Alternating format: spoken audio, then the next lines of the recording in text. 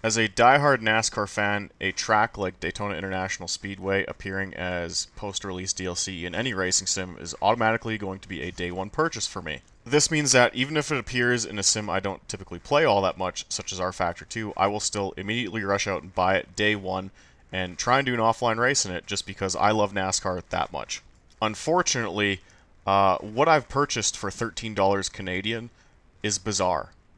I do not know how this got released in this state, and I do not know how there are so many rFactor 2 fanboys who swear by this product.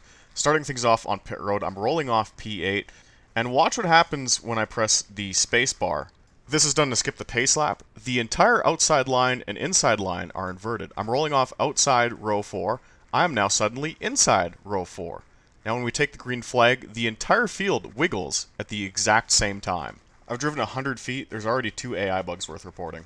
Up through the gears, the actual track itself looks great, the lighting and shaders look fantastic. rFactor 2 has never looked this good, but looks can only get you so far. As we go off into turn 1 here, take a look at the inside line. They do the same thing that happens in NASCAR 21 Ignition. They start riding the apron and doing this extreme hyper bouncing. Right there. And this gets worse. That's not supposed to happen. We're one corner into this track, we have 3 AI bugs. When I race against the AI, I do try and take things somewhat realistically because it helps for immersion. So I don't try and make all these bonsai passes right off the bat. I do try and pretend like I'm driving in a proper online race. But it's a little hard to do with so many bugs, such as what's occurring right in front of me once again. The lower line for the AI is straddling the apron and doing this hyper bouncing again. Not as bad as what was in turn 1, but it's still there. Looks goofy, not great. We are 2 by 2 as we come to the line, but watch what happens here in the middle of the pack in front of me. They all check up right at the start-finish line, so I'm able to blast by 1 car, 2 cars, potentially 3 cars going into 1, but I believe the black car, yeah, he's going to chop me here because he doesn't really understand that I have his door. In games like NASCAR Racing 2003 season, the AI will basically concede the spot if you get along their door, almost as if they have their own spotter that they're listening to and backing out when necessary. The ISI motor engine, the AI are much more ruthless when it comes to chopping you or not giving you a lot of room to work with, which you'll also see here as these cars drive right alongside me, basically brushing my door to get by me and then dropping down to the preferred line.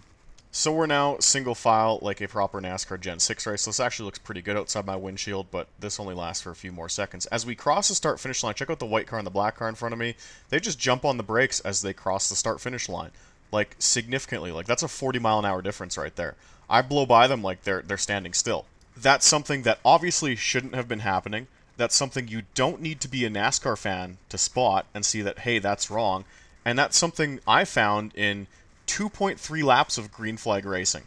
Did anyone test this? Is my next question. This is ridiculous. Do they even have testers? Motorsport Games has put a ton of money into the ongoing development of rFactor 2, as well as the creation of several new IPs. Where has this money actually gone towards? This is the same old rFactor 2 I played back in 2014. It's still as bizarre, janky, unpolished, and unfinished. Also janky is what's going on outside my front windshield. There is a pack of 4 cars in the lead as we cross the start-finish line, and you'll notice for how these guys are all hooked up nose to tail and presumably drafting each other, I'm actually catching them. So not only do the AI cars not draft in this game, but a 4-car pack is too much for them to handle racing around. And now the pack is split up just 3 laps into a race, and I'm catching them by myself. Like, the AI literally can't handle driving around each other without panicking and, like, slamming on the brakes on a track that is wide open. And also, you'll notice the front 2 cars are hooked up pretty well, nose to tail in the draft. They are not pulling away from us single cars behind them. So again, there's just further proof the AI don't draft in this game. Hello! Where did you come from? I get the doors blown off me by this white car in front of me, but that's short-lived because he just checks the fuck up as he crosses the start-finish line. What the fuck is happening in this game? Look, I don't care how many, like, esports competitions you hold. I don't care how many pro invitational events you hold. Like, as I record this, they're doing, like, an IndyCar All-Star race here on YouTube. The hobby of sim racing doesn't consist of masturbating to Joseph Newgarden's feet while he streams rFactor 2 from his bedroom. The hobby of sim racing consists of actually playing the games yourselves, and right now, what I'm playing pales in comparison to games released 20, 25, close to 30 years ago. GP Laps, if you follow his channel, put up a very nice, very articulate DOSBox tutorial if you want to try something like IndyCar Racing 2 or Papyrus's NASCAR Racing 1 on modern hardware with a modern wheel. And even that AI is more predictable, more racy, and more realistic than whatever the fuck is happening here.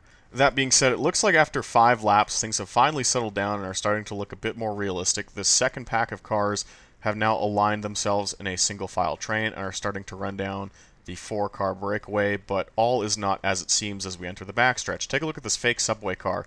He actually pulls to the left of this black and red car, and yet we're still all benefiting from the effects of the draft. This is not how drafting works. You typically have to be nose to tail or at least aligned with one another. Like, there's a reason the NASCAR on Fox graphics, when they show what drafting is, they show 2 cars somewhat nose to tail, but okay. Anyways, you can probably tell by the runtime of this video that things are coming to an end. Well, how does this end? I've shown you already. The AI jump on the brakes at the start-finish line, and I'm just completely unprepared for it because that's not what AI are supposed to do. And I go nose first into a concrete wall at 100 miles an hour. Race over. Where exactly did all of Motorsports Games' money go?